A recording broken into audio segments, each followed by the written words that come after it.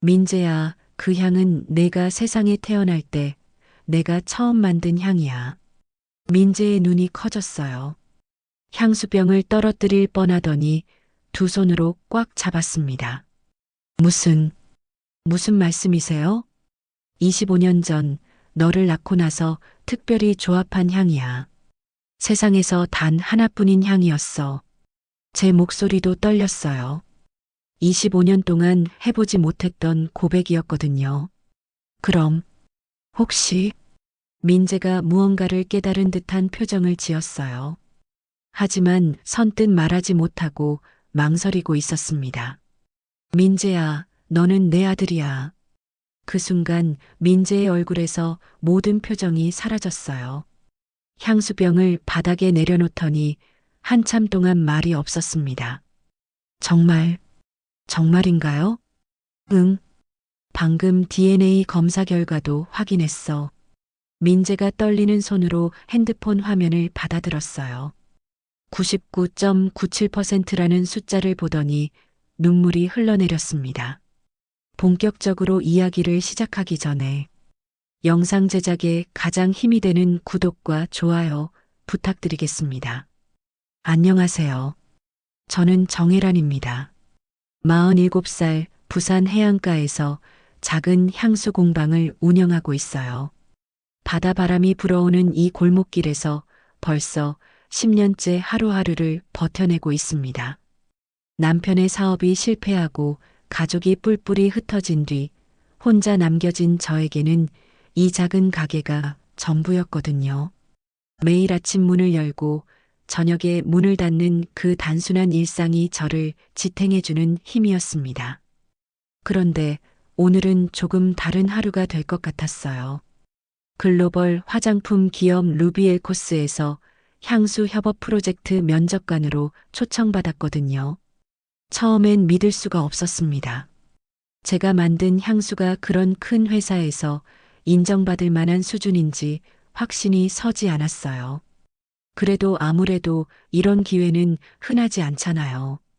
그래서 평소보다 조금 일찍 일어나서 옷도 신경 써서 입고 부산역으로 향했습니다. KTX를 타고 서울로 올라가는 내내 가슴이 두근거렸어요. 설렘보다는 긴장감이 더 컸죠. 루비엘코스 본사 건물은 생각했던 것보다 훨씬 웅장했습니다. 유리로 된 외벽이 햇빛을 받아 반짝이고 로비에는 고급스러운 향이 은은하게 퍼져 있었어요. 저 같은 동네 향수 공방 사장이 이런 곳에 와도 되는 건지 순간 망설여졌습니다. 그런데 접수처 직원분이 정중하게 안내해 주시더라고요. 정혜란 고객님이시죠? 22층 회의실로 안내해 드리겠습니다. 엘리베이터 안에서 저는 손끝이 차가워지는 걸 느꼈어요. 거울에 비친 제 모습을 보니 어딘가 어색해 보였습니다. 부산 사투리가 나오지 않도록 조심해야겠다는 생각도 들었고요. 22층 회의실 문을 열고 들어서니 길쭉한 테이블 한쪽에 3명의 임원분들이 앉아 계셨습니다. 가운데에 앉은 분이 저를 보더니 살짝 미소를 지으며 말씀하셨어요. 안녕하세요. 루비엘코스 마케팅 본부장 김성우입니다. 오늘 귀한 시간 내주셨어서 감사해요. 저는 깍듯하게 인사를 드렸습니다. 그러니까 이제 신입사원 면접을 참관하면서 향수 전문가로서 의견을 제시하면 되는 거였어요. 생각보다 복잡하지 않은 일이었습니다. 첫 번째 지원자가 들어왔을 때부터 분위기는 차분했어요. 그런데 5번째 순서에서 문이 열리고 한 젊은 남자가 들어왔을 때 뭔가 다른 느낌이 들었습니다. 25살 정도로 보이는 그 청년은 키가 크고 단정한 인상이었어요. 정장을 말끔하게 차려입었지만 어딘가 공허한 표정을 하고 있었습니다. 그런데 무엇보다 제 시선을 끈 건 그가 손에 들고 있던 작은 가방이었어요. 안녕하세요. 저는 민재라고 합니다. 루비엘코스 마케팅팀에 지원했습니다. 목소리는 차분했지만 어딘가 떨리는 게 느껴졌어요. 아무래도 긴장한 모양이었습니다. 그런데 그가 가방에서 뭔가를 꺼내는 순간 저는 숨이 멎는 듯한 느낌을 받았어요. 낡은 은색 향수병이었습니다. 크기는 손바닥만 하고 표면에는 세월의 흔적이 고스란히 남아 있었어요. 그 순간 저도 모르게 몸이 앞으로 기울어졌습니다. 제가 직접 만든 향수 시제품을 가져왔습니다. 혹시 맡아보셔도 될까요? 민재라는 청년이 조심스럽게 병뚜껑을 열었어요. 그리고 그 향이 회의실 안으로 퍼지기 시작했을 때 저는 의자에서 일어날 뻔했습니다. 바다 냄새였어요. 정확히는 봄날 해변에서 맡을 수 있는 그 특유의 짠내와 꽃향기가 섞인 냄새였습니다. 그런데 그건 그냥 바다 냄새가 아니었어요. 제가 25년 전에 만들었던 해변의 봄이라는 향과 똑같았거든요. 손끝이 떨리기 시작했습니다. 심장이 빨리 뛰는 걸 느꼈어요. 그 향을 마지막으로 만든 게 언제였는지 정확히 기억나지 않았지만 분명히 25년도 더 된 일이었습니다. 그때는 제가 대학생이었고 아직 꿈이 많던 시절이었어요. 이 향은 어떻게 만드신 건가요? 제 목소리가 생각보다 떨렸어요. 다른 임원분들이 저를 쳐다보는 게 느껴졌지만 저는 민재의 대답만을 기다리고 있었습니다. 어릴 때부터 가지고 있던 향수병에서 영감을 받았습니다. 정확한 제조법은 모르지만 계속 연구해서 비슷하게 만들어 보려고 노력했어요. 그 순간 저는 아무 말도 할 수 없었습니다. 목구멍이 막힌 것처럼 답답했어요. 그 청년이 말하는 어릴 때부터 가지고 있던 향수병이라는 게 대체 무엇을 의미하는 건지 저는 알 것 같으면서도 받아들이고 싶지 않았습니다. 회의실 안은 고요했어요. 다른 임원분들은 향을 맡아보며 고개를 끄덕이고 있었지만 저만 그 자리에 얼어붙어 있었습니다. 25년 전의 기억들이 파도처럼 밀려왔거든요. 그때의 저는 22살이었고 누군가를 간절히 사랑했고 그리고 선택해야 했습니다. 민재가 향수병 뚜껑을 다시 닫으면서 미소를 지었어요. 그런데 그 미소 속에서 저는 낯익은 무언가를 발견했습니다. 눈가의 주름, 입술 모양, 심지어 손가락을 움직이는 방식까지 모든 게 너무나 익숙했어요. 그제서야 저는 깨달았습니다. 이 모든 게 우연이 아닐 수도 있다는 걸요. 면접이 계속 진행되었지만 저는 제대로 집중할 수 없었습니다. 민재라는 청년이 발표하는 동안 계속해서 그 낡은 은색 향수병만 생각났어요. 25년 전 제가 만든 그 향과 똑같다는 게 믿어지지 않았거든요. 포트폴리오도 준비해 왔습니다. 민재가 태블릿을 꺼내면서 말했어요. 화면을 넘기는 그의 손가락이 미세하게 떨리고 있었습니다. 첫 번째 페이지에는 향수 관련 연구 자료들이 정리되어 있었고 두 번째 페이지부터 그가 직접 만든 향수들의 사진이 나타났어요. 그런데 세 번째 페이지를 넘겼을 때 저는 숨을 크게 들이켰습니다. 화면 가득히 그 낡은 은색 향수병 사진이 나타났거든요. 고해상도로 찍힌 사진 속에서 향수병의 모든 디테일이 선명하게 보였어요. 이 향수병은 제게 특별한 의미가 있습니다. 민재의 목소리에서 감정이 묻어났어요. 평소보다 조금 더 낮은 톤이었고 마치 소중한 비밀을 털어놓는 것 같았습니다. 어릴 적 이 향이 엄마의 냄새 같았어요. 정확히는 기억나지 않지만 어딘가에서 맡아본 듯한 친숙함이 있었거든요. 그래서 이 향을 재현해보고 싶었습니다. 그 순간 회의실 안의 공기가 무거워진 걸 느꼈어요. 다른 임원분들은 그냥 감동적인 에피소드 정도로 받아들이는 것 같았지만 저는 달랐습니다. 손바닥에 식은땀이 났고 목구멍이 바짝 말랐어요. 엄마의 냄새. 그 단어가 머릿속에서 계속 맴돌았습니다. 25년 전 저는 분명히 누군가를 위해 그 향수를 만들었어요. 봄날 해변을 걸으며 영감을 받아서 밤새워 조합했던 그 향. 세상에서 단 하나뿐인 향이었거든요. 민재 씨, 이 향수병은 언제부터 가지고 계신 건가요? 제가 물어봤을 때 민재는 잠시 망설였어요. 눈동자가 흔들리는 게 보였습니다.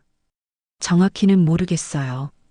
기억할 수 있는 때부터 계속 가지고 있었거든요. 아마 어머니가 남겨주신 것 같은데 확실하지는 않습니다. 어머니가 남겨준 것. 그 말을 들었을 때 저는 의자 등받이에 몸을 기댔어요. 어지러움이 밀려왔거든요. 하지만 아무렇지 않은 척 태연하게 고개를 끄덕였습니다. 면접은 그렇게 끝났어요. 민재가 나간 뒤에도 저는 한참 동안 그 자리에 앉아 있었습니다. 다른 임원분들이 뭔가 말씀하시는 것 같았지만 제대로 들리지 않았어요. 머릿속이 하얗게 비워진 것 같았거든요. 혜란 씨, 괜찮으세요? 얼굴이 창백해 보이는데. 김성우 본부장님이 걱정스럽게 물어보셨어요. 저는 괜찮다고 대답하면서 물을 한 모금 마셨습니다. 그리고 최대한 침착하게 면접 진행에 참여했어요. 하지만 내내 신경이 쓰였습니다. 민재라는 청년, 그 낡은 향수병, 그리고 25년 전의 기억들. 모든 게 하나의 퍼즐처럼 연결되는 것 같으면서도 확신할 수는 없었어요. 면접이 모두 끝나고 저는 서둘러 회사를 나섰습니다. 부산행 KTX 시간이 촉박했거든요. 그런데 지하철역으로 가는 길에 누군가 뒤에서 제 이름을 부르는 소리가 들렸어요. 정혜란 씨. 뒤돌아보니 민재가 뛰어오고 있었습니다. 정장 재킷을 벗고 와이셔츠 차림이었는데 이마에 땀이 맺혀 있었어요. 죄송해요. 갑자기 불러서 혹시 시간 괜찮으시면 잠깐 이야기할 수 있을까요? 저는 시계를 보았어요. KTX까지는 아직 2시간 정도 여유가 있었습니다. 무슨 일인가요? 면접 때 말씀드린 향수병에 대한 건데요. 혹시 혜란 씨가 직접 만드신 향이 맞는지 궁금해서요. 그 말을 들었을 때 가슴이 철렁했어요. 어떻게 대답해야 할지 모르겠더라고요. 일단 근처 카페로 가자고 했습니다. 카페에 앉아서 민재를 다시 보니 면접 때와는 다른 모습이었어요. 긴장이 풀린 건지 표정이 한결 부드러워 보였습니다. 그런데 여전히 어딘가 슬픈 기색이 있었어요. 사실 오늘 면접에서 혜란 씨를 뵙고 확신이 들었어요. 제가 가진 향수병의 향과 혜란 씨가 만드시는 향수들의 느낌이 너무 비슷하거든요.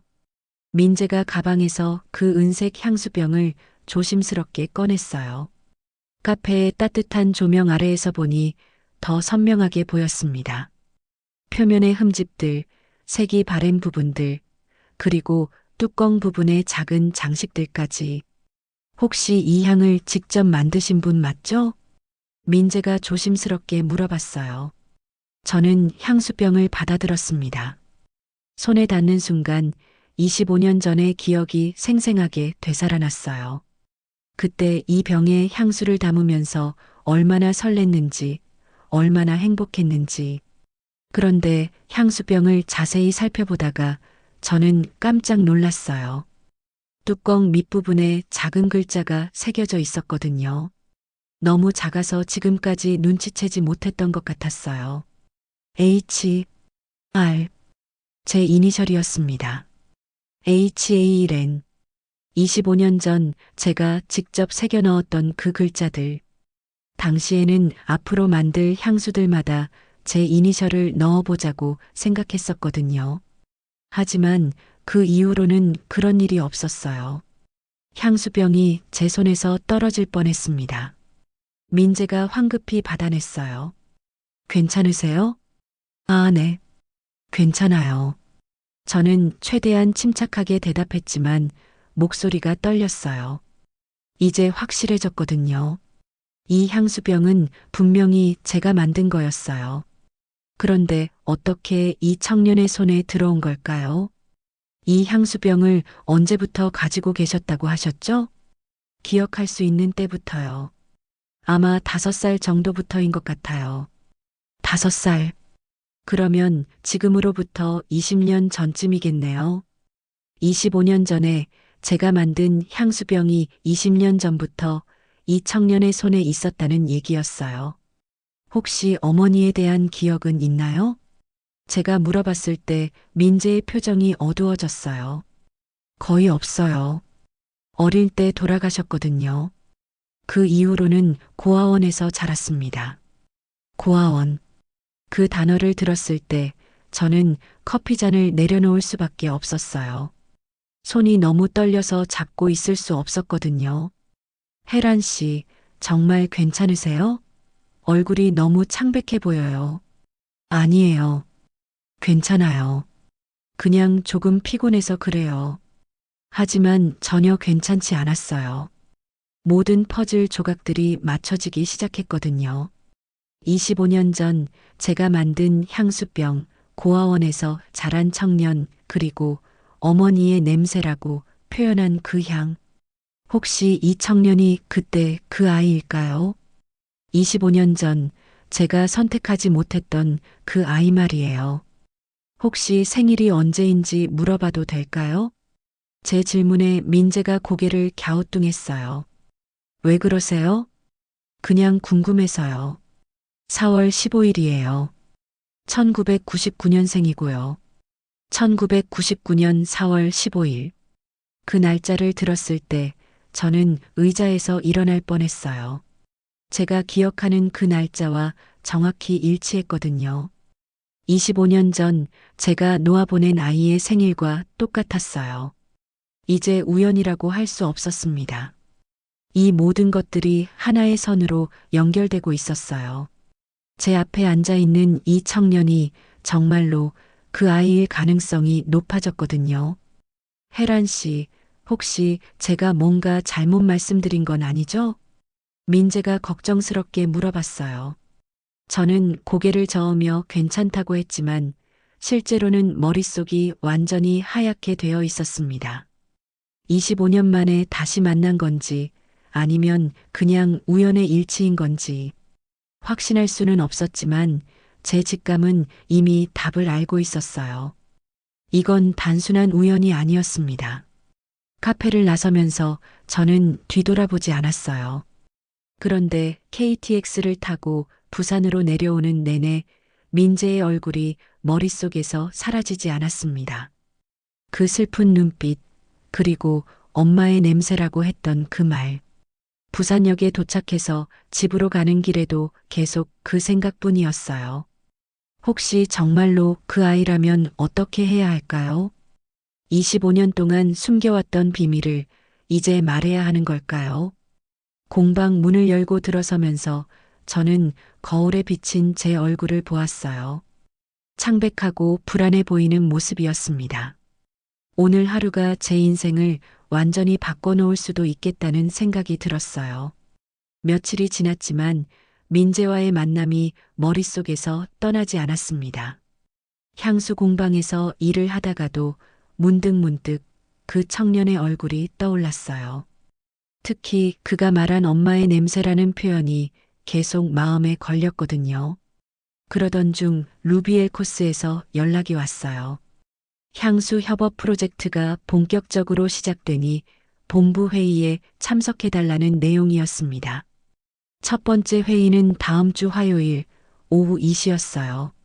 사실 그 회의에 참석하는 게 조금 망설여졌습니다. 민재를 다시 만나게 될 가능성이 높았거든요. 그리고 아직 제가 어떻게 행동해야 할지 결정하지 못한 상태였어요. 하지만 일은 일이니까 참석하기로 했습니다. 화요일 아침 일찍 서울로 올라갔어요. 이번에는 지난번보다 마음의 준비를 좀 더 했다고 생각했는데 막상 루비엘 코스 건물 앞에 서니 다시 긴장되었습니다. 15층 대회의실로 안내받았을 때 이미 몇 명이 앉아 계셨어요. 마케팅팀 직원들과 기획팀 사람들이었는데 그 중에 민재도 있었습니다. 저를 보더니 살짝 고개를 숙여 인사했어요. 안녕하세요, 혜란 씨. 네, 안녕하세요. 저는 최대한 자연스럽게 대답했습니다. 그런데 마음속으로는 복잡했어요. 이 청년이 정말 25년 전 그 아이일까 하는 생각이 계속 들었거든요. 회의가 시작되기 몇 분 전 문이 열리면서 한 사람이 더 들어왔어요. 키가 크고 단정한 양복을 입은 중년 남성이었습니다. 회색 머리가 깔끔하게 정리되어 있었고 금태 안경을 쓰고 있었어요. 그런데 그 사람의 얼굴을 본 순간 저는 숨이 멎는 듯한 충격을 받았습니다.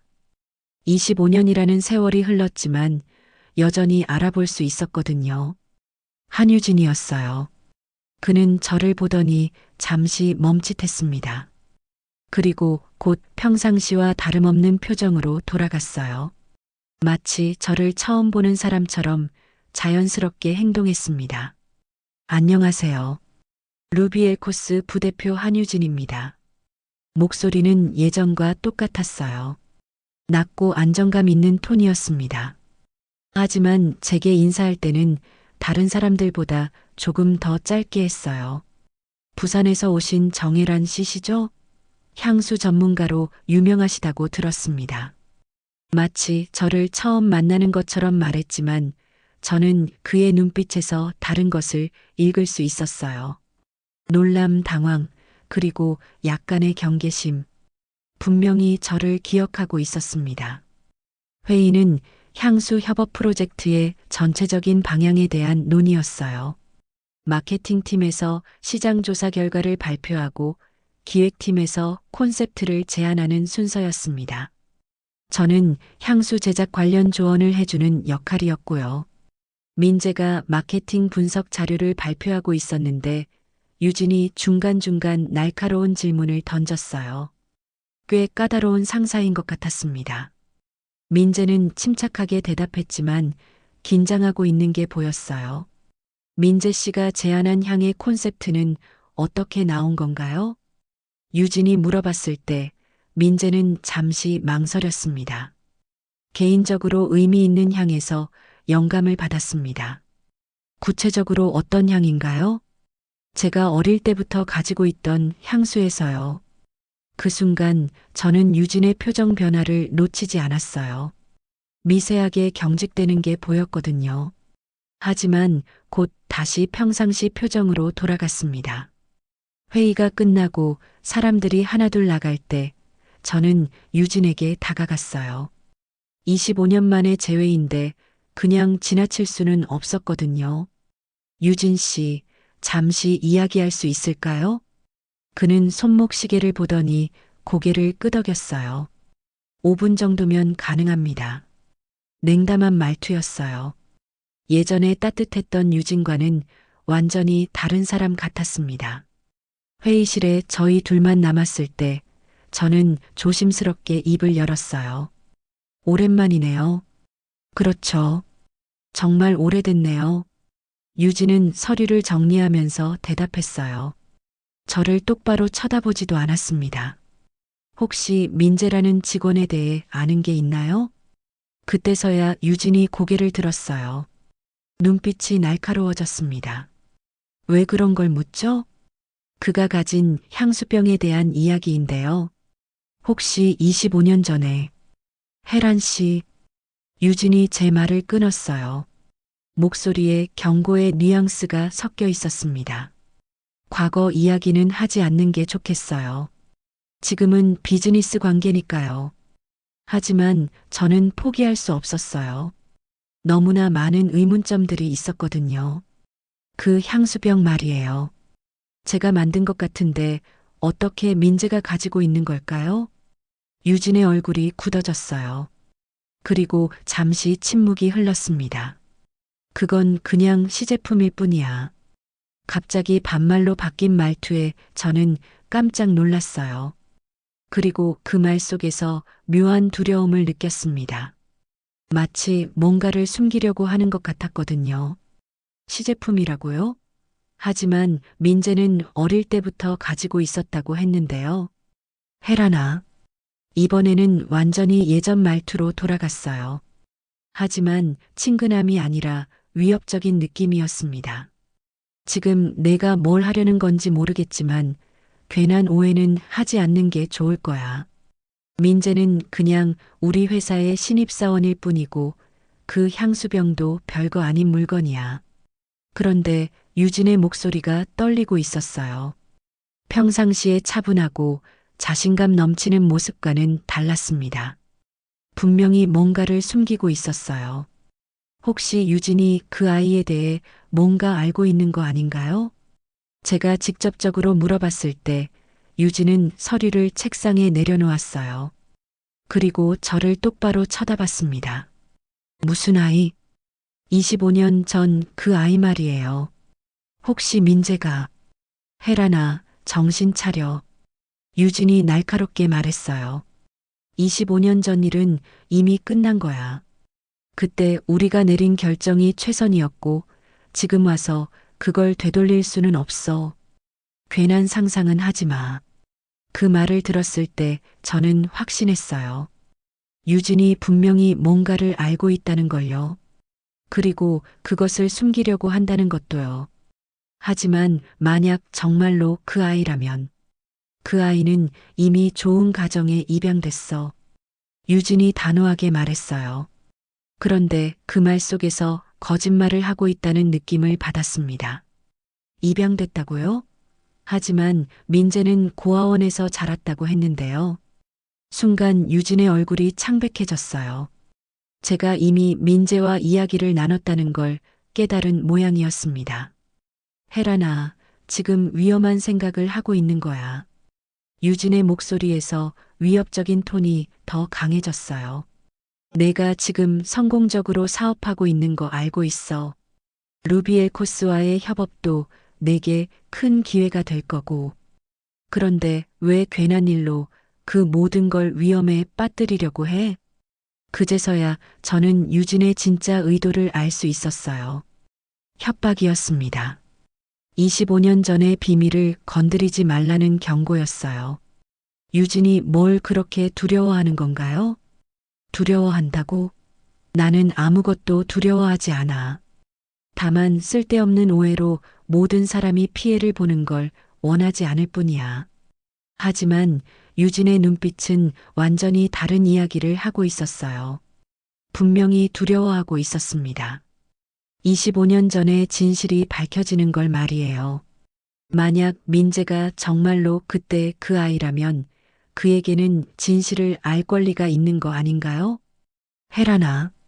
유진이 저에게 다가왔어요. 그리고 낮은 목소리로 말했습니다. 지금 내가 하려는 일이 얼마나 많은 사람들을 힘들게 할 수 있는지 생각해봐. 민재도 너도 나도 모두가 지금까지 잘 살아왔잖아. 왜 그걸 망가뜨리려고 해? 그 순간 저는 깨달았어요.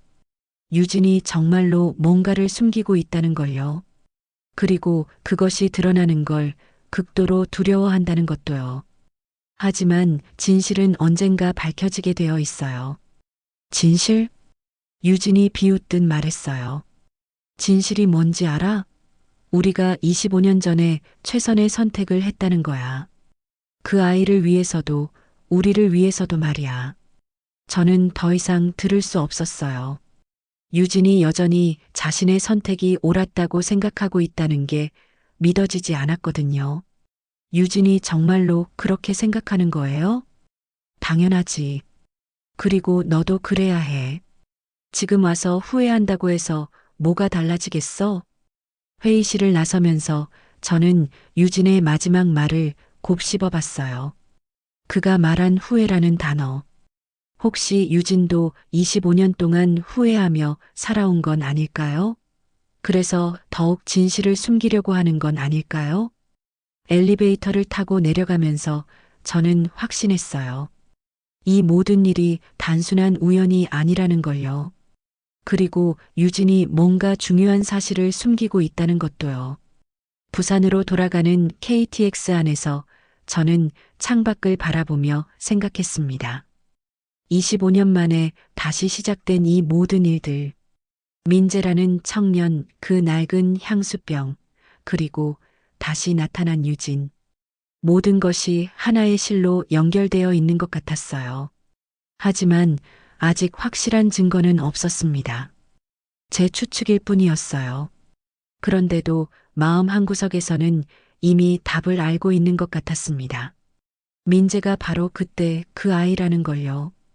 유진과의 만남 이후 며칠 동안 저는 제대로 잠을 잘 수 없었습니다.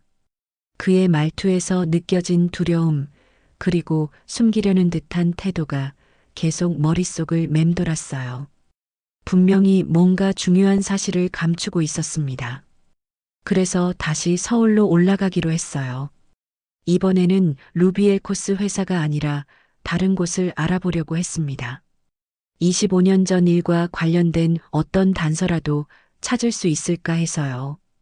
국립중앙도서관 아카이브실에서 옛 신문들을 뒤져봤지만 별다른 소득은 없었어요.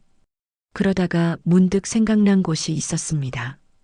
대학 시절 유진과 함께 참여했던 프로젝트 자료들이 보관되어 있는 곳이요. 서울대 경영대학원 자료실이었어요.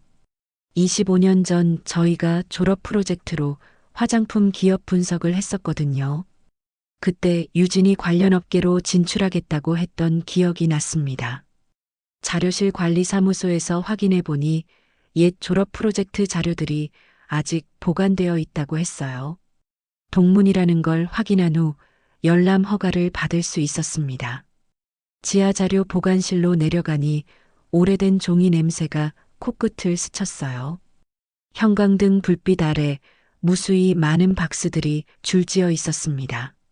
1998년도 졸업 프로젝트 자료를 찾는데 한참이 걸렸어요.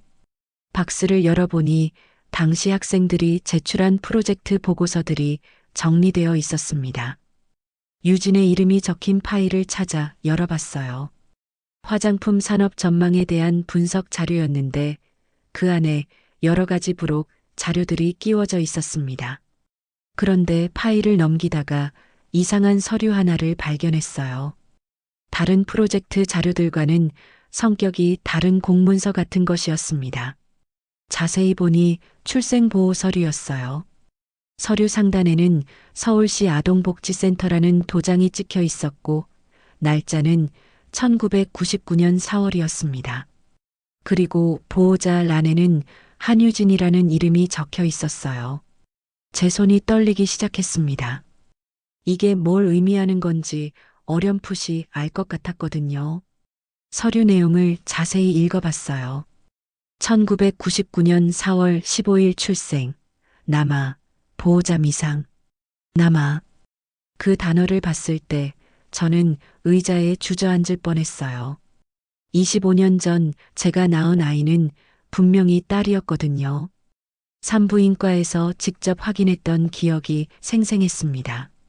하지만 서류에는 분명히 남아라고 적혀 있었어요. 그리고 출생일도 제가 기억하는 날짜와 정확히 일치했습니다. 어떻게 이런 일이 가능한 걸까요? 더 자세히 살펴보니 서류 하단에 작은 글씨로 수정 내역이 적혀 있었어요.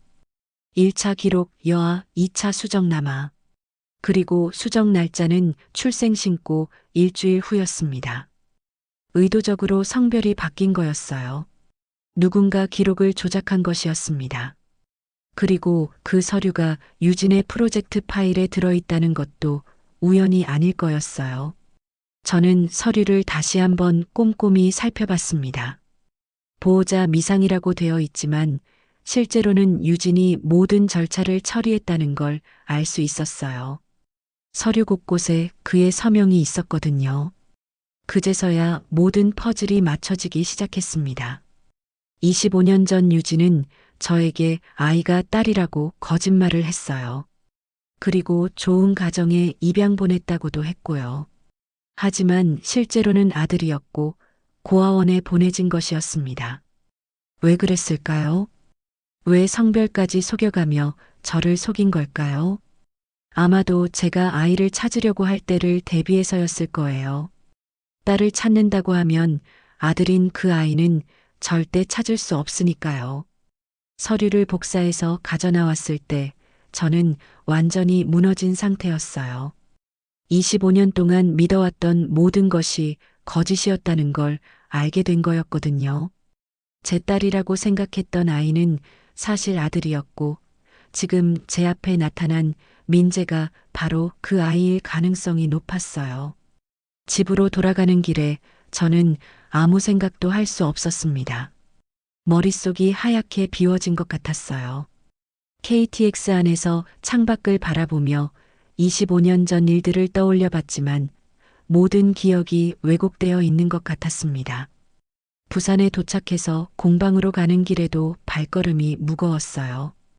이제 어떻게 해야 할지 모르겠더라고요. 민재에게 진실을 말해야 하는 건지 아니면 유진의 말대로 모른 척 해야 하는 건지. 공방 앞에 도착했을 때 누군가 문 앞에 앉아 있는 걸 봤어요. 가까이 가보니 민재였습니다. 술에 취한 것 같았어요. 얼굴이 빨갛고 옷도 흐트러져 있었습니다. 민재 씨, 여기서 뭐 하고 계세요? 제가 다가가자 민재가 고개를 들었어요. 눈이 충혈되어 있었고 술 냄새가 났습니다. 아, 혜란 씨. 죄송해요. 갑자기 찾아와서 괜찮아요. 그런데 왜 이렇게 술을 드신 거예요?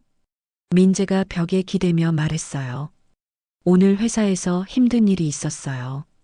부대표님이, 한유진 부대표님이 저를 불러서 이상한 이야기를 하시더라고요. 한유진. 그 이름을 들었을 때 제 가슴이 철렁했어요. 무슨 이야기요? 향수 협업 프로젝트에서 제가 빠지는 게 좋겠다고 하시더라고요.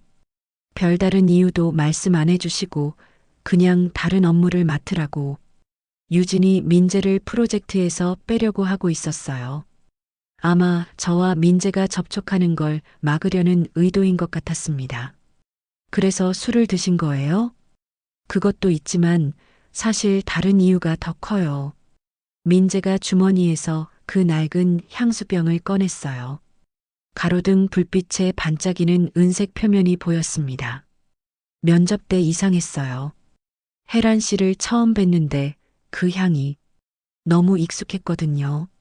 제 심장이 빨리 뛰기 시작했어요. 어떻게 익숙했다는 거예요?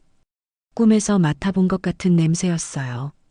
아니, 꿈이 아니라 정말 어릴 때 맡아본 적이 있는 것 같았어요. 그런데 기억이 명확하지 않아서 답답해요. 민재의 목소리가 떨렸어요. 술 때문만은 아닌 것 같았습니다. 혹시 혜란 씨가 제가 찾던 사람인 건 아닐까요? 찾던 사람이요? 제 어머니요. 아니면 어머니와 관련된 분이라든지. 그 말을 들었을 때 저는 더 이상 참을 수가 없었어요.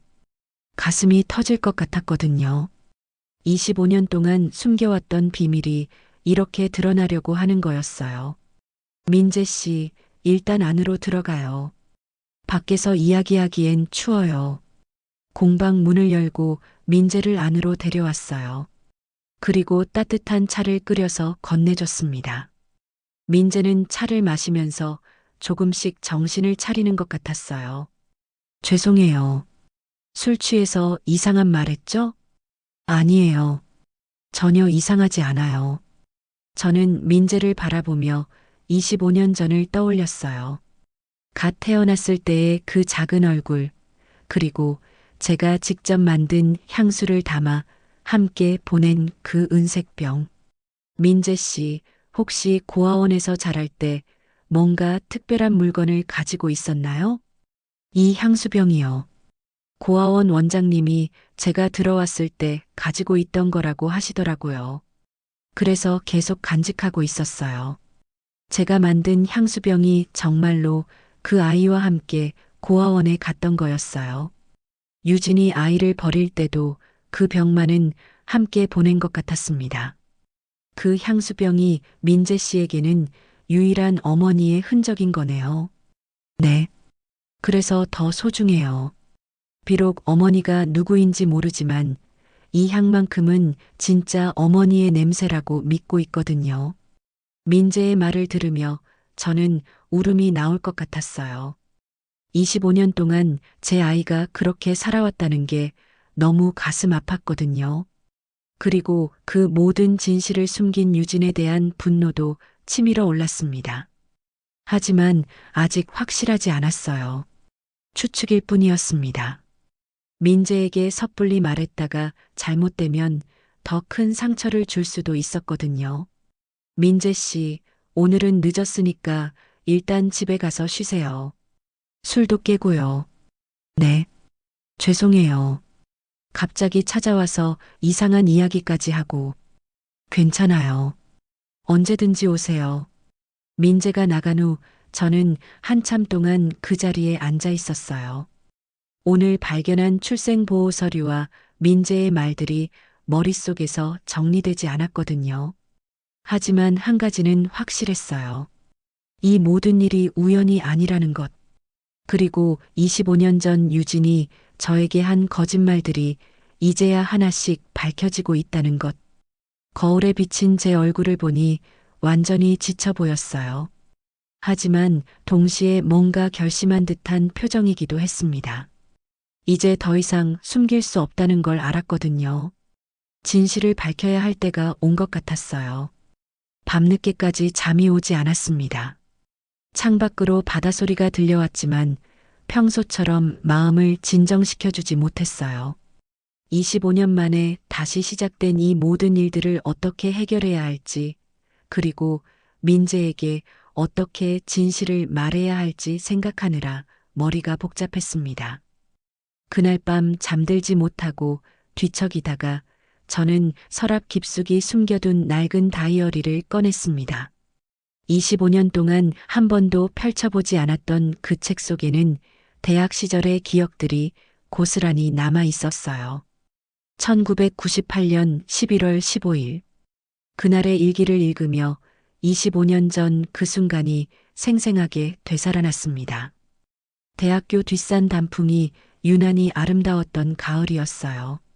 졸업을 한 달 앞두고 저는 유진에게 임신 사실을 말해야겠다고 결심했거든요. 2달째 속이 미식거리고 생리가 멈춘 상태였지만 차마 혼자서는 확인할 용기가 나지 않았어요. 유진아, 나 할 말이 있어. 학교 도서관 앞 벤치에서 저는 떨리는 목소리로 말했습니다. 유진은 경영학과 수석 졸업 예정자였고 이미 대기업 여러 곳에서 스카우트 제의가 들어온 상태였어요. 뭔데? 표정이 심각하네. 나 아이가 생긴 것 같아. 그 말을 들었을 때 유진의 얼굴이 순간 굳어졌어요. 손에 들고 있던 커피잔을 벤치 위에 내려놓더니 한참 동안 말이 없었습니다. 확실해? 병원에서 확인했어. 8주째야. 유진이 깊은 한숨을 쉬었어요. 그리고 머리를 감싸주며 말했습니다. 혜란아, 나 해외로 발령이야. 다음 달에 미국 본사로 가게 됐어. 저는 그 말을 이해할 수 없었어요. 제가 임신했다고 했는데 갑자기 왜 발령 이야기를 하는 건지. 그게 지금 중요한 게 아니잖아. 중요해. 매우 중요한 거야. 유진의 목소리가 차가워졌어요. 혜란아, 이 일은 잊자. 우리 둘 다 아직 준비가 안 됐어. 그때서야 저는 유진의 진심을 알 수 있었어요. 아이를 원하지 않는다는 것을, 자신의 미래를 위해서는 이 모든 걸 포기하겠다는 것을. 그 이후 몇 달은 악몽 같았습니다. 유진은 정말로 미국으로 떠났고 저는 혼자서 임신 기간을 버텨내야 했어요. 부모님께는 차마 말씀드릴 수 없었고 친구들에게도 숨겼습니다. 1999년 4월 15일 새벽 홀로 응급실에서 아이를 낳았어요. 예정일보다 한 달 빨리 태어난 미숙아였습니다.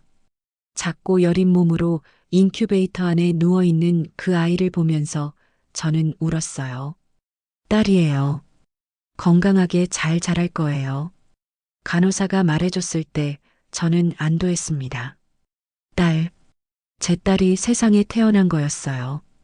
비록 아버지는 없지만 제가 잘 키울 수 있을 거라고 생각했습니다. 하지만 문제는 그 다음이었어요. 미숙아라서 한 달 이상 병원에 있어야 했는데 저는 경제적으로 여유가 없었거든요. 병원비도 감당하기 어려운 상황이었습니다. 그때 병원 사회복지사가 제안했어요. 임시 위탁보호 제도를 이용해 보세요. 아이가 건강해질 때까지만 임시로 맡겨두는 거예요. 저는 망설였지만 결국 동의했습니다. 몇 주만 맡겨두고 곧 데려올 생각이었거든요. 하지만 그것이 마지막이었어요. 위탁보호소에 아이를 맡긴 지 일주일 후 갑자기 연락이 끊어졌습니다. 문의해 봤더니 보호자 기록이 없다는 황당한 답변만 돌아왔어요. 기록상 보호자 미상으로 되어 있습니다. 담당자도 바뀌었고요. 저는 필사적으로 찾아다녔어요. 병원, 위탁보호소, 시청까지. 하지만 어디서도 제 아이에 대한 정확한 정보를 주지 않았습니다. 마치 모든 기록이 의도적으로 지워진 것 같았어요. 그러던 중 병원 기록을 다시 확인하게 됐을 때 저는 충격적인 사실을 발견했습니다. 아이의 출생신고와 위탁보호 관련 서류에 보증인으로 한유진의 이름이 적혀 있었거든요. 유진이 모든 절차에 개입해 있었어요. 저 모르게 서류를 처리하고 기록을 조작한 것이었습니다. 왜 그랬는지는 알 수 없었지만 분명히 의도적이었어요. 그때부터 저는 유진을 찾으려고 했지만 이미 미국으로 떠난 후였습니다. 연락처도 바뀌어서 닿을 수 없었어요. 결국 저는 포기할 수밖에 없었습니다. 몇 년 후 부산으로 내려와 향수 공방을 시작한 것도 그 상처를 잊기 위해서였어요. 바다 냄새가 나는 이곳에서 새로운 삶을 시작하면 아픈 기억들도 잊을 수 있을 거라고 생각했거든요. 하지만 잊을 수 없었습니다. 특히 제가 직접 만든 그 향수는 더더욱 만들 수 없었어요. 해변의 봄이라고 이름 붙인 그 향은 딸을 위해 특별히 조합한 것이었거든요. 아이와 함께 보낸 마지막 선물이었어요. 25년이 지난 지금 모든 진실이 드러나고 있었습니다. 제가 딸이라고 믿었던 아이는 사실 아들이었고 그 아이가 민재일 가능성이 높았어요. 그리고 모든 기록을 조작한 사람은 한유진이었습니다. 다이어리를 덮으며 저는 25년 전 그 벤치에서의 마지막 대화를 떠올렸어요. 유진아, 나중에 후회하지 마. 후회할 일은 없을 거야. 이게 우리 둘 다를 위한 일이니까. 하지만 지금 유진의 모습을 보니 그도 후회하며 살아온 것 같았어요. 그래서 더욱 진실이 드러나는 걸 두려워하는 거겠죠. 새벽 공기를 마시며 저는 결심했습니다. 이제 더 이상 숨길 수 없다고. 민재에게 진실을 말해야 할 때가 왔다고. 25년 동안 미뤄온 그 이야기를 이제는 해야겠다고 말이에요. 과거의 기억을 정리한 후 저는 더 이상 추측만으로는 안 된다고 생각했습니다. 확실한 증거가 필요했어요. 그래서 며칠 뒤 다시 서울로 올라가서 대학병원을 찾았습니다. 25년 전 제가 출산했던 그 병원이었어요. 의료기록 열람을 신청했을 때 담당자가 의아한 표정을 지었지만 본인 확인을 거쳐 과거 기록을 볼 수 있었습니다. 컴퓨터 화면에 나타난 출산 기록을 보면서 저는 손끝이 차가워지는 걸 느꼈어요. 1999년 4월 15일 새벽 2시 35분 출생. 남아 체중 2.1kg. 분명히 딸이라고 들었는데 기록상으로는 아들이었습니다. 더 자세히 살펴보니 출생 직후 기록 수정 내역이 있었어요. 최초 기록에는 여아였다가 하루 뒤 남아로 변경되어 있었습니다. 그리고 그 수정을 요청한 사람의 이름도 확인할 수 있었어요. 한유진이었습니다.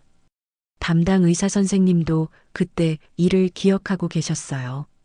특이한 케이스였죠. 보호자가 따로 와서 기록 수정을 요청했는데 신생아실 혼선이 있었다고 하더라고요. 혼선이 아니라 의도적인 조작이었던 거예요.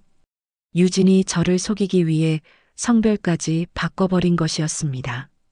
병원에서 나와 저는 바로 유전자 검사 기관을 찾았어요. 민재의 머리카락이나 타액 샘플이 있어야 했는데 다행히 그가 공방에서 마신 컵이 아직 남아 있었습니다. 제 혈액 샘플과 함께 친자 확인 검사를 의뢰했어요. 결과는 일주일 후에 나옵니다. 기다리는 시간이 길게 느껴졌어요. 확신하면서도 한편으로는 두려웠거든요. 정말로 민재가 제 아들이라면 어떻게 해야 할지, 25년 동안 못다한 사랑을 어떻게 표현해야 할지 막막했습니다. 결과가 나오기 하루 전날 저녁 공방에서 마감 정리를 하고 있을 때 문을 두드리는 소리가 들렸어요. 나가보니 민재가 서 있었습니다. 이번에는 술에 취하지 않은 맑은 표정이었어요. 안녕하세요, 혜란 씨.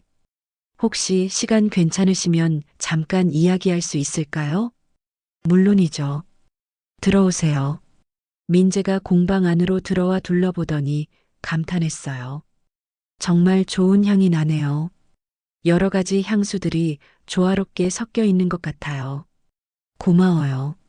차 한 잔 드릴까요? 네, 감사해요. 차를 우리고 마주 앉았을 때 민재가 조심스럽게 입을 열었어요. 사실 오늘 온 이유가 있어요. 지난번에 술 취해서 이상한 말을 했잖아요. 그 이후로 계속 생각이 나더라고요. 민재가 가방에서 그 낡은 은색 향수병을 꺼냈습니다. 가게 안의 따뜻한 조명 아래에서 보니 더욱 친숙해 보였어요. 이 향이요. 어릴 때 유일하게 엄마를 느낄 수 있었어요. 민재의 목소리가 조금 떨렸어요. 고아원에서 외로울 때마다 이 향을 맡으면 마음이 편해졌거든요. 마치 누군가 저를 안아주는 것 같은 느낌이었어요. 제 눈에 눈물이 맺히기 시작했습니다. 25년 동안 그 아이가 그렇게 제 흔적을 간직하며 살아왔다는 게 너무나 가슴 아팠거든요. 혹시 혜란 씨가 이 향에 대해 뭔가 아시는 게 있나요? 정말 사소한 것이라도 좋으니까 알려주세요. 민재가 간절한 눈빛으로 저를 바라봤어요. 더 이상 숨길 수 없었습니다. 진실을 말해야 할 때가 온 것 같았어요. 민재야. 제가 그의 이름을 부르자 민재가 깜짝 놀랐어요. 반말로 부른 것이 처음이었거든요. 그 향은 내가 세상에 태어날 때 내가 처음 만든 향이야. 민재의 눈이 커졌어요. 향수병을 떨어뜨릴 뻔하더니 두 손으로 꽉 잡았습니다. 무슨 말씀이세요? 25년 전 너를 낳고 나서 특별히 조합한 향이야. 세상에서 단 하나뿐인 향이었어. 제 목소리도 떨렸어요. 25년 동안 해보지 못했던 고백이었거든요. 그럼 혹시 민재가 무언가를 깨달은 듯한 표정을 지었어요. 하지만 선뜻 말하지 못하고 망설이고 있었습니다. 그때 제 핸드폰이 울렸어요. 유전자 검사 기관에서 온 문자였습니다. 결과가 나왔다는 내용이었어요. 원래는 내일 받기로 했는데 하루 일찍 나온 모양이었습니다. 잠깐만요. 중요한 연락이에요. 저는 밖으로 나가서 검사 기관에 전화했어요.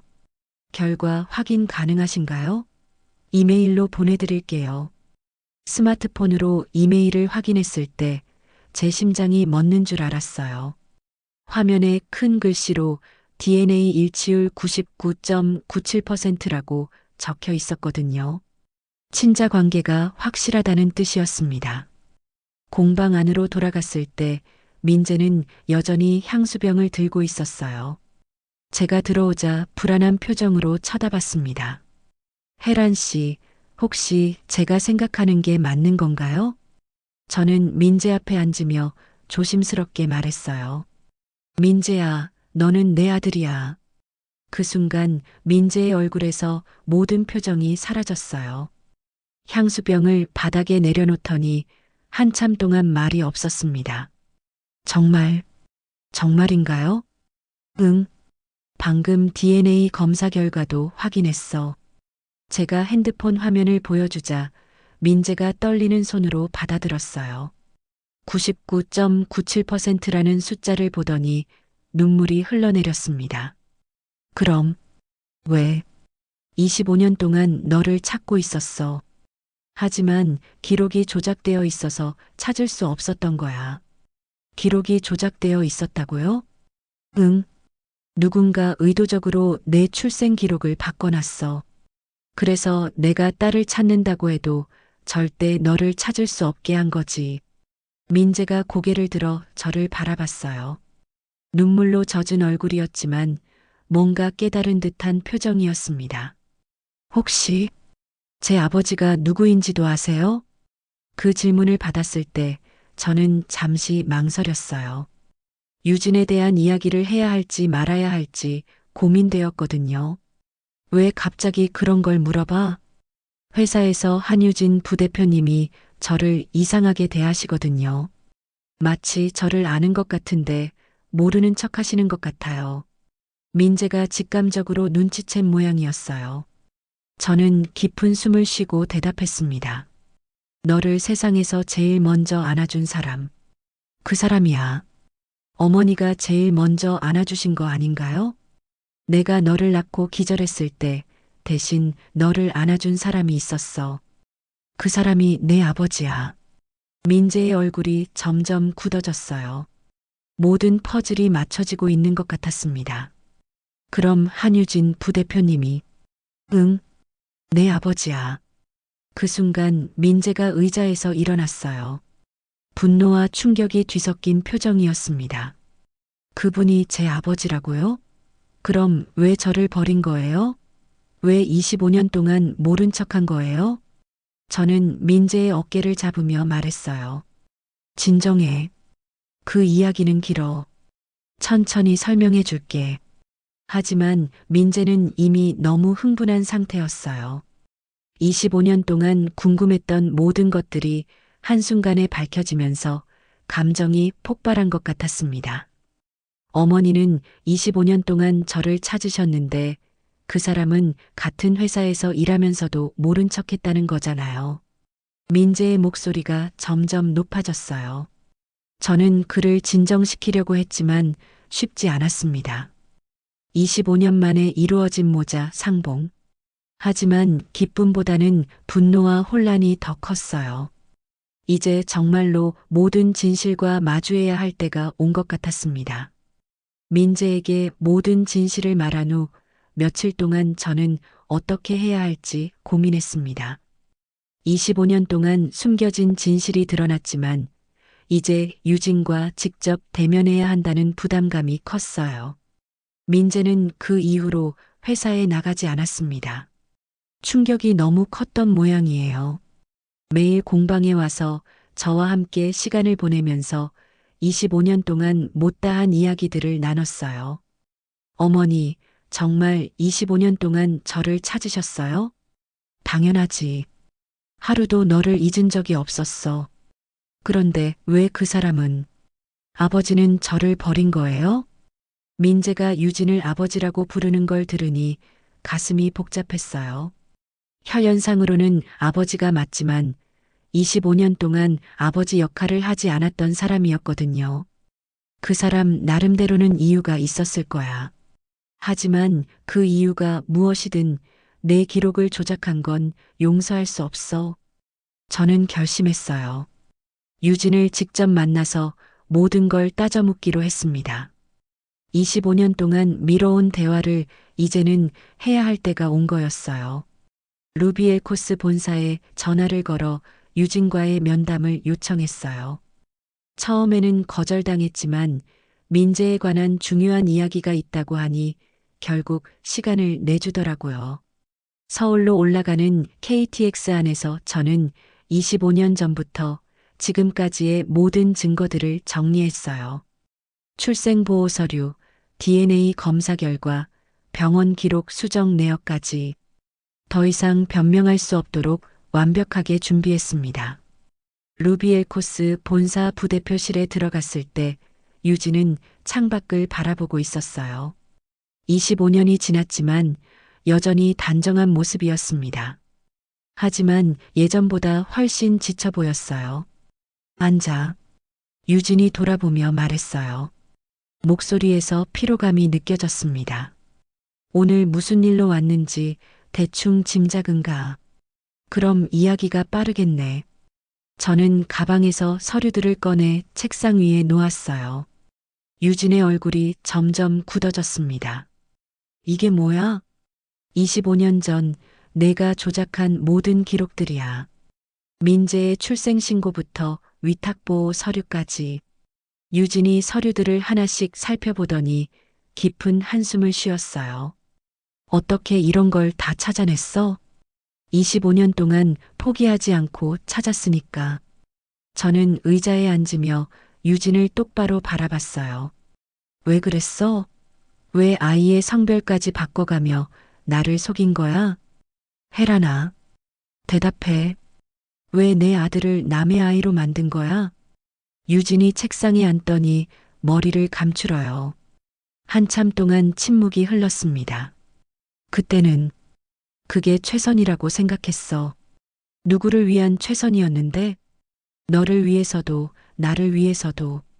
저는 믿을 수 없다는 표정으로 유진을 쳐다봤어요. 내가 25년 동안 딸을 찾고 다닌 걸 알면서도 그렇게 생각해? 알고 있었어. 유진의 대답에 저는 더욱 화가 났어요. 알고 있으면서도 모른 척 했다는 거야? 미안해. 정말 미안해. 유진의 목소리가 떨렸어요. 하지만 저는 그 정도로는 용서할 수 없었습니다. 미안하다고 끝낼 일이 아니야. 민재가 얼마나 힘들어했는지 알아? 25년 동안 부모 없이 살면서 얼마나 외로웠는지 알아? 안다고. 모르니까 그런 식으로 말하는 거야. 저는 일어서서 창가로 갔어요. 밖에서는 서울의 풍경이 한눈에 보였습니다. 민재는 지금 회사에 나오지 않고 있어. 아버지가 누구인지 알고 나서 너무 충격을 받았거든. 혜란아, 나도. 내가 뭐 힘들었다고? 25년 동안 잘 살아왔잖아. 대기업 임원까지 됐고. 유진이 일어나서 저에게 다가왔어요. 나도 후회하며 살았어. 하루도 편한 날이 없었다고. 그럼 왜 찾지 않았어? 왜 연락하지 않았어? 어떻게 연락해? 내가 뭐라고 말해? 유진의 눈에도 눈물이 맺혔어요. 하지만 저는 동정하고 싶지 않았습니다. 이제라도 민재에게 사과해. 사과한다고 해서 용서받을 수 있을까? 그건 민재가 정할 일이야. 내가 걱정할 건 아니고. 그때 유진의 핸드폰이 울렸어요. 회사에서 온 전화인 것 같았는데 받지 않더라고요. 회사 일이야? 응. 하지만 중요하지 않아. 중요해. 내가 이 회사에서 일할 수 있는 시간이 얼마 남지 않았으니까. 유진이 깜짝 놀란 표정을 지었어요. 무슨 뜻이야? 이 모든 증거들을 언론에 공개할 거야. 대기업 임원이 자신의 아들을 버리고 기록까지 조작했다는 사실을 말이야. 혜란아, 그렇게까지 하지 마. 왜? 25년 전에는 내가 나한테 그랬잖아. 조용히 넘어가라고. 유진의 얼굴이 창백해졌어요. 제가 진심이라는 걸 깨달은 모양이었습니다. 알겠어. 내가 회사를 그만둘게. 그것만으로는 부족해. 그럼 어떻게 하면 되는데? 민재에게 직접 사과하고 25년 동안의 양육비를 지불해. 유진이 고개를 끄덕였어요. 알겠어. 다 하겠어. 하지만 저는 아직 끝나지 않았어요. 그리고 다시는 민재 앞에 나타나지 마. 아버지라고 주장하지도 말고. 혜란아, 그건 너무한 게 아니야. 25년 동안 아버지 역할을 하지 않았으니까 이제 와서 아버지라고 할 자격이 없어. 유진이 주저앉을 듯한 표정을 지었어요. 하지만 저는 더 이상 동정하지 않았습니다. 며칠 후 유진이 루비엘 코스를 떠났다는 소식을 들었어요. 공식적으로는 개인 사정에 의한 사임이었지만 회사 내부에서는 여러 추측들이 나돌았다고 했습니다. 민재는 그 소식을 듣고 복잡한 표정을 지었어요. 이제 정말 끝난 건가요? 응. 이제 우리는 새롭게 시작하면 돼. 어머니와 함께요? 당연하지. 25년 늦었지만 이제부터라도 함께 살자. 민재가 루비엘 코스를 그만두기로 결정했을 때 저는 제안했어요. 우리 함께 새로운 향수 브랜드를 만들어 보자. 정말요? 응. 내가 마케팅을 잘하니까 내 기술과 합치면 좋은 브랜드가 나올 것 같아. 그렇게 해서 시작된 것이 HERAN이었어요. 헤란의 HE와 민재의 영어 이름 RAN을 합친 것이었습니다. 브랜드 슬로건은 민재가 제안했어요. 기억을 되돌리는 향기. 어떠세요? 완벽해. 정말로 완벽했어요. 우리의 이야기 자체가 기억을 되돌리는 향기로 시작되었으니까요. 첫 번째 제품은 당연히 해변의 봄이었어요. 25년 만에 다시 만든 그 향은 예전보다 더 깊고 따뜻했습니다. 모자에 사랑이 담긴 향이었거든요. 공방에서 함께 일하는 민재를 보면서 저는 행복했어요. 25년 동안 잃어버렸던 시간은 되돌릴 수 없지만 앞으로의 시간은 함께 할 수 있었으니까요. 어느 날 민재가 물어봤어요. 어머니, 아버지를 용서하실 생각은 없으세요? 왜 갑자기 그런 걸 물어봐? 그래도 제 아버지잖아요. 저는 민재의 어깨에 손을 올리며 말했어요. 용서는 시간이 필요한 거야. 지금은 아직 아니지만 언젠가는 할 수 있을지도 몰라. 그럼 그때까지 기다려 주실 거예요? 너를 위해서라면 뭐든지 할 수 있어. 바다가 보이는 공방에서 아들과 함께 향수를 만들며 보내는 하루하루가 소중했어요. 25년 만에 찾은 평화였습니다. 그리고 앞으로 더 많은 행복한 기억들을 만들어갈 수 있을 거라는 확신이 들었어요. 계절이 바뀌어 다시 봄이 왔을 때 저희는 HERAN의 첫 번째 시향회를 열기로 했습니다. 장소는 당연히 부산 해안가에 있는 저희 공방이었어요. 바다 냄새와 함께 향수를 맡을 수 있는 특별한 공간이었거든요. 시향회 준비를 하면서 민재는 정말 열심히 도와줬어요. 마케팅 경험을 살려서 포스터도 만들고 SNS 홍보도 했습니다. 처음에는 동네 사람들만 올 줄 알았는데 생각보다 많은 분들이 관심을 보여주셨어요. 어머니, 떨리세요? 조금. 너는 어때? 저도 떨려요. 하지만 기대되기도 해요. 시향의 당일 아침 공방 앞에는 이른 시간부터 사람들이 모이기 시작했어요. 젊은 연인들부터 중년 부부들, 심지어 할머니들까지 다양한 연령대의 분들이 오셨습니다. 안녕하세요. HERAN 브랜드 시향회에 오신 걸 환영해요. 민재가 밝은 목소리로 인사했어요. 사람들과 자연스럽게 대화하는 모습을 보니 역시 마케팅 일을 했던 경험이 느껴졌습니다. 첫 번째로 소개한 향수는 당연히 해변의 봄이었어요. 25년 만에 다시 완성한 그 향을 사람들이 어떻게 받아들일지 궁금했거든요. 이 향은 특별한 의미가 있어요. 어머니와 아들 사이의 사랑을 담은 향이거든요. 민재가 설명할 때마다 저는 뿌듯했어요. 제 아들이 이렇게 자랑스러울 수가 없었습니다.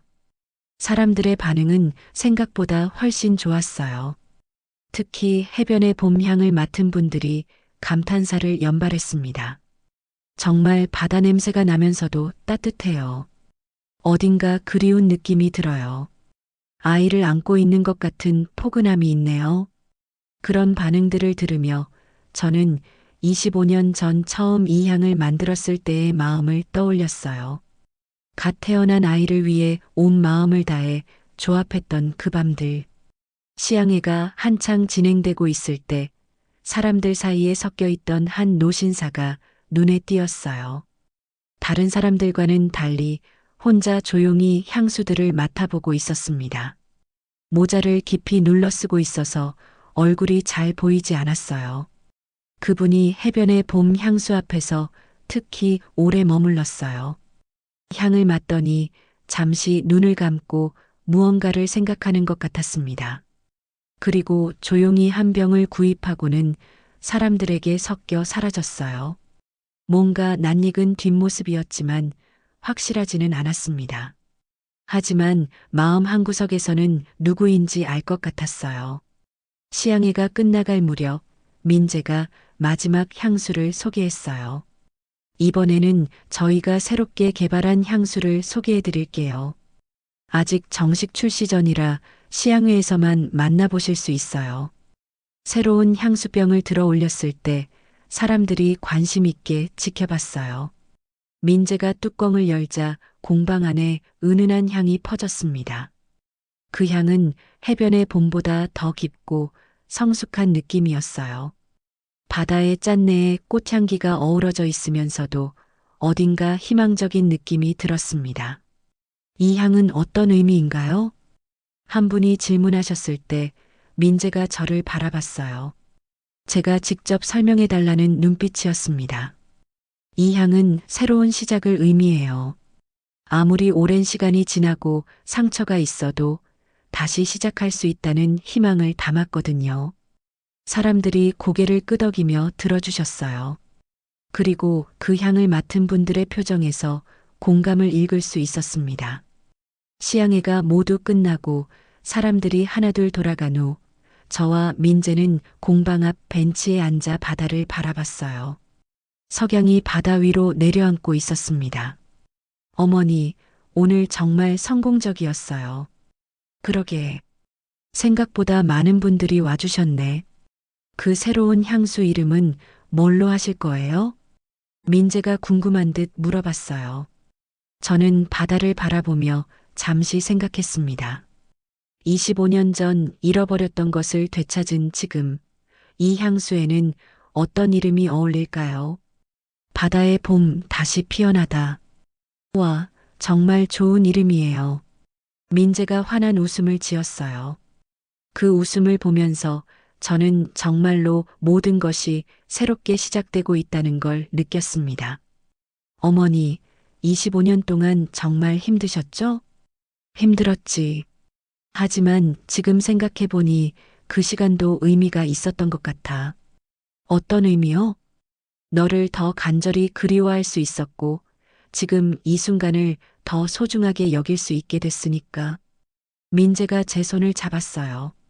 따뜻한 손이었습니다. 어머니, 앞으로 더 행복한 일들만 있을 거예요. 그럴 거야. 우리 함께니까. 그때 바닷바람이 불어와 새로운 향수의 냄새를 실어 날렸어요. 바다의 봄 다시 피어나다의 향이 저희를 감쌌습니다. 멀리서 누군가 저희를 바라보고 있는 것 같았지만 돌아보지 않았어요. 과거는 과거일 뿐이었고 중요한 건 지금과 앞으로였거든요. 해가 완전히 지고 별들이 하나둘 나타나기 시작했을 때 저희는 공방으로 들어갔어요. 내일도 새로운 향수를 만들어야 했고 더 많은 사람들에게 희망의 향기를 전해주고 싶었거든요. 그날 밤 잠들기 전 저는 25년 전 처음 해변의 봄을 만들었던 그 밤을 떠올렸어요. 그때는 이별의 아픔으로 만든 향이었지만 지금은 재회의 기쁨으로 다시 피어났습니다. 향기에는 정말로 시간을 되돌리는 힘이 있는 것 같았어요. 창밖으로 들려오는 바다 소리를 들으며 저는 잠들었습니다. 내일 아침이면 다시 민재와 함께 향수를 만들 수 있다는 기대감을 안고 말이에요. 25년 만에 찾은 진짜 봄이었습니다.